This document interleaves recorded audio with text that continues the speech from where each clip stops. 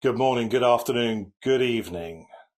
Wherever you are, whatever time it is, welcome to the secrets of a ghostwriter.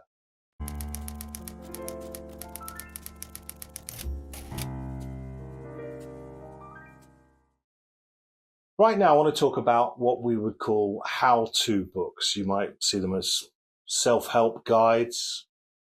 They're generally written by people who are experts in their field or, crucially, want to be. Should you ever write a self-help book? The first thing that I think you should do if you are thinking that you've got a hell of a lot of knowledge and you want to share it is do your research. See what else is out there. Even if I said right now on this video, the world stop writing how-to books, people will still write how-to books. I wonder how many of these are actually read. There are a few people that dominate the marketplace, and they're generally written by older people who've experienced business life or experienced health challenges. Life experience is the only real credibility here, the only real criteria for writing a how-to book. But even though that market is flooded, is it still worth doing, and how are you going to approach it? I think the real challenge with a how-to book is that it becomes almost a list. It has a high probability that there's not enough personal in it. It's almost a manual, it's almost instruction. And that might not make it an inspirational read. You have to give of yourself for people to relate to the areas that you are challenging people to overcome. But should you write a how-to book, even if the odds are against you? It's an interesting one, because when I started in radio, you were a radio guy or a TV guy. And then the BBC in particular in the United Kingdom started advertising by media jobs. So you do a bit of both. And this is both a reflection on cuts, so we'll merge two roles into one, but also the technology. So a generation growing up were armed and dangerous with new tools. Then I started seeing tri-media jobs. So as we enter the new millennium, that's the point in which the internet is exploding. Facebook is around 2004. Social media picks up a pace from there onwards.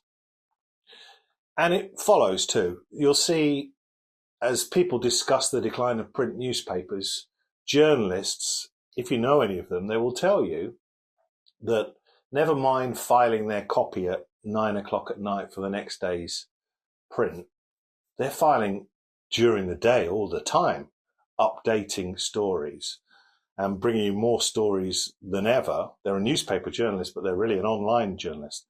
So tri-media is a development, particularly in journalism, in the last 20 years or so.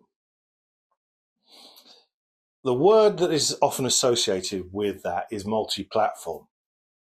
And it's so true, isn't it, that whilst we have influencers that don't seem to be famous for anything other than being famous, we also see people's bylines when they're on news channels to be of more than one skill. So you might be CEO of, host of your YouTube channel, and author of.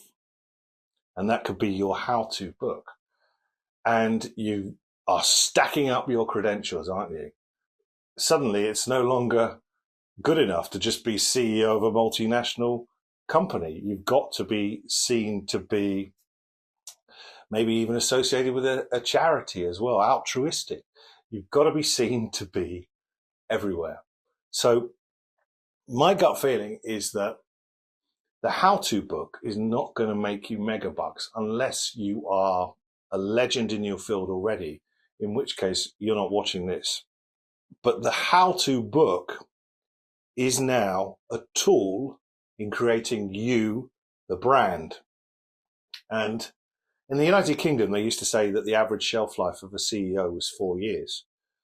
And people move on and take on other non-executive director positions or other CEO roles in industries that they've never really worked in, but they've shown leadership credentials.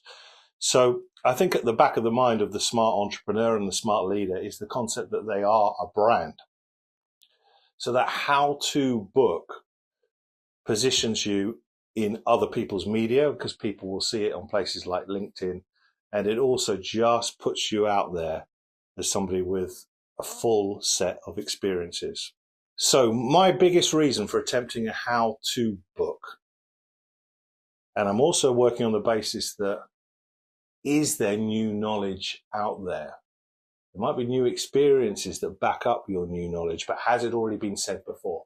The biggest reason for doing so is to position you as a multidisciplined expert so that you, the brand, can extend your career. I hope that helps, and I'll see you next time when the secrets of a ghostwriter continues.